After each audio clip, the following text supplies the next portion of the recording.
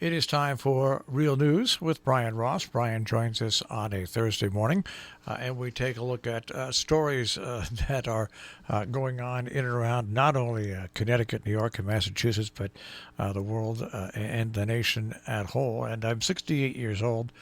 This is my 50th year in broadcasting, and I can tell you folks, this week and this year and the last year have been one of the most amazing years that I've seen in my years in broadcasting. Brian, the hits just keep on coming. I'll tell you, you can't. You got to keep up here, and to see the within a week of the insurrection, the impeachment. He has been impeached. First time a president's been impeached twice. So try again. And almost everybody, Kevin McCarthy, Leader McConnell, all agree he committed impeachable offenses.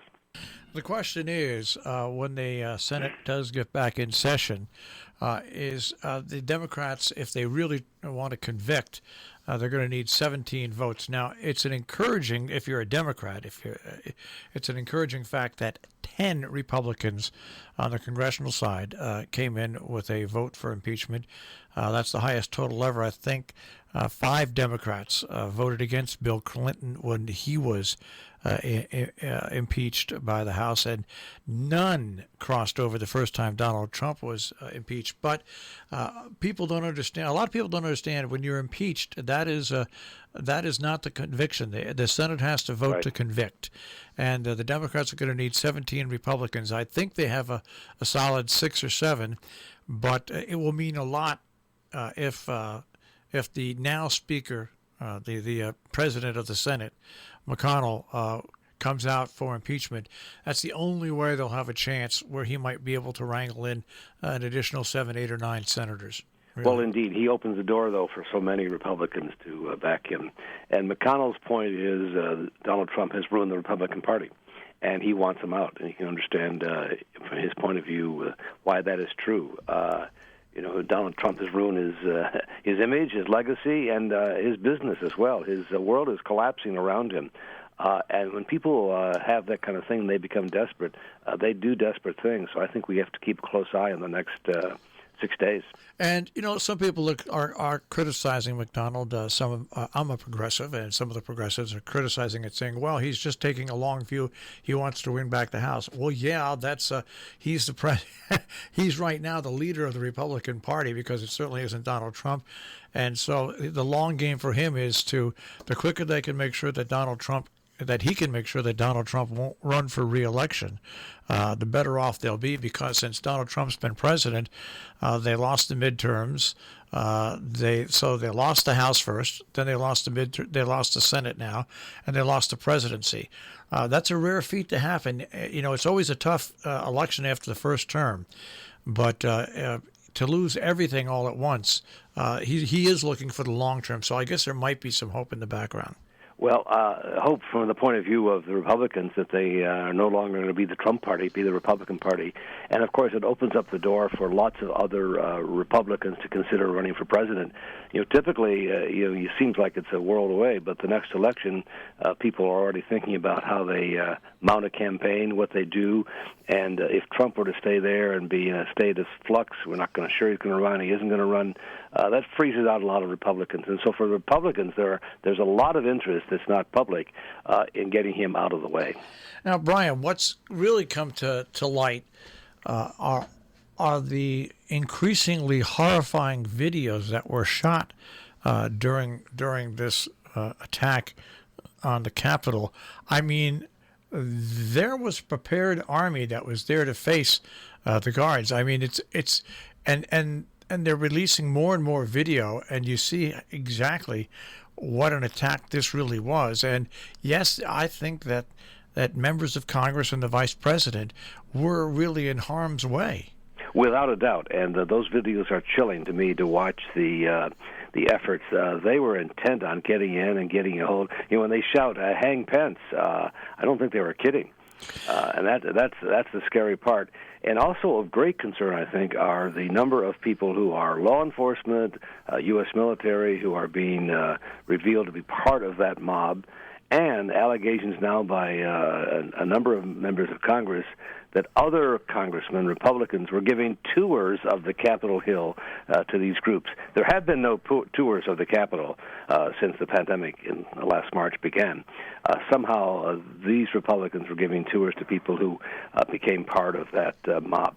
Well, what was interesting last night, the video that was released that I saw, and by the way, I saw it via BBC, there was a woman with a bullhorn telling people that were inside of the Capitol where to go, what rooms to go and look in, and where those rooms were. That was as chilling as seeing them bludgeon that one officer to death. You look at this, and all I can say is I'm not a big fan of social media, even though we have to be on it as a radio station.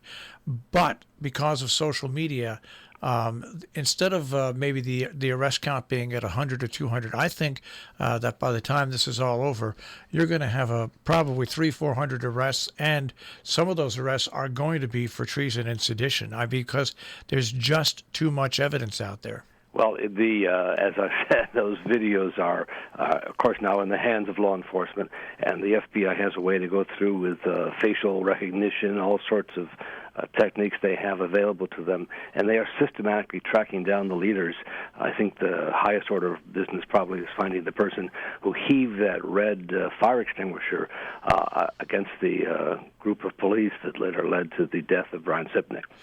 Now, as someone who's covered news for a long, long time, you can take a worldview on this. Exactly, in your opinion, how is this playing with the United States allies and also enemies across the world? Well, for enemies, this is a gleeful day to be able to see how the United States is no different than any other third world tin pot dictator country. Our much vaunted democracy has been brought to its knees, at least for 6 hours on the Capitol steps on January 6th. But I think the good part is we have a new president. 1 week from today, when we'll be talking, Marshall, we'll have a new president and a new administration, and an attempt to sort of repeal the stain, if we can remove that stain from America's image across the world. Certainly it's been hurt, but the test of a great country, a great democracy, is how we recover from this. And personally, I think we have great ability to recover and to turn the page and move on. But that includes accountability. You cannot do that without accountability.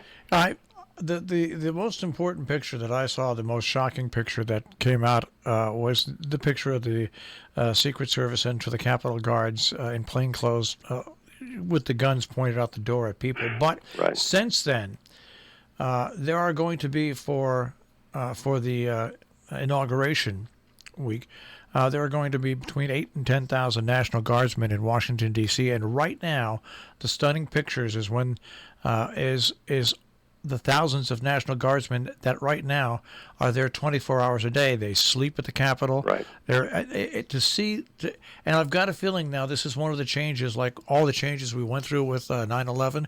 I've got a feeling now that we are going to see our Capitol surrounded by the military from now on. Well, they do it because they are seeing on social media and through their own undercover investigations indications that there's more to come. That's the thing we have to worry about. The FBI warnings are not idle. They're saying that all 50 state capitals should be on the lookout next Wednesday for some kind of violence that could take place, or organizations throughout. There are not a lot of 8,000 people brought us to our knees on January 6th. Yeah. Just 8,000, but look at the impact they had when law enforcement was not prepared, had sort of poo-pooed warnings that this group could be violent. 8,000 people turned into a mob that has made history, a dark day of history. And some of the people that are caught in that mob, like a former U.S. Olympic skater who was a gold medal winner. The swimmer, right, exactly. And you wonder, I would say there's no doubt there are some people who did not expect all of that to happen, but clearly from what you've been describing and that we've seen elsewhere, there were leaders there who had very, very evil intentions. I just can't imagine the people that that showed up there and were so plainly seen. Even people that had masks on, what they didn't realize is that all over Washington, D.C. and in most cities, there are cameras that are in hotels, motels. Right. And so people that tried to cover their faces but left their clothes the same way are going to get caught. That's how they caught the person who was who had all those ties, those quick ties, who appeared to be one. That's how they caught him. Well, let's be thankful they're not geniuses, because they're easily identified and they're being tracked down. And we'll see what they do when they get to court. But for a lot of them, this is going to change their world substantially. And, of course, it's changed the world for Donald Trump. As we see his business collapsing with everyone that's done business with him pulling out, I don't know how his company survives. All right. Well, in 1 week, when we talk, we'll be under the new administration of Joe Biden. No longer president-elect, and we'll have a whole new world of how we appear to the rest of the world and how we more expeditiously get the vaccines out and deal with COVID-19. I think there's a lot to look forward to and a lot of reasons to be optimistic for a brighter 2021. All right, Bryant, we'll check with you next week. Have a great week. You too, Marshall. Great to be here. Brian Ross and Real News here on Robin Hood Radio.